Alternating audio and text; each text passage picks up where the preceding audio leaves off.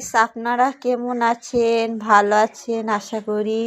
আমি সকালবেলা এইগুলা সব ঝাড় দিয়ে মানান করে সাইজ করে থুয়ে দিয়েছি। আমার রুম, এই রুমে আমি থাকি। এই রুমটা আমি অনেক গুছিয়ে রেখেছি। আমাদের রান্নাঘর, এখানে আমাদের রান্না করা হয়।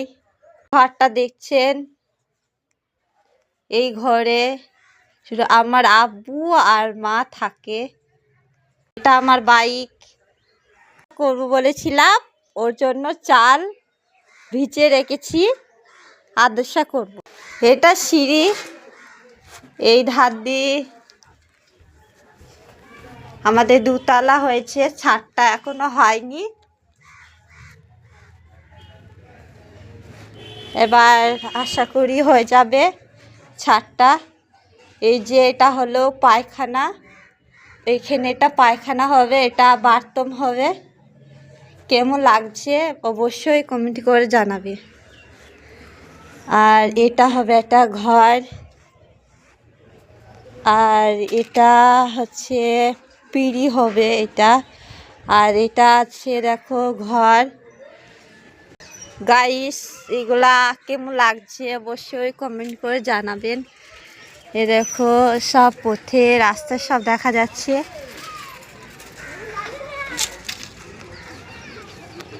দেখো হিপ্পি হ্যাপি বাড়ি কেমন লাগছে অবশ্যই কমেন্ট করে জানাবেন। এটা আমার বৌদি, এটা হলো আমাদের মলদাপাড়া ডিঙ্গিলে। কেমন লাগছে অবশ্যই কমেন্ট করে জানাবেন।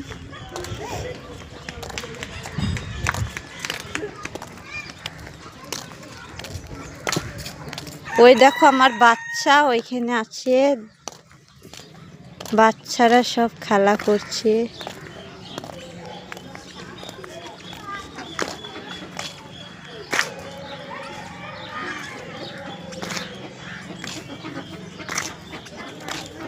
আর এটা হলো রান্না, খিচুড়ি করে রান্নাঘর। আর এটা হলো মলদাপাড়া ডিঙ্গিলে।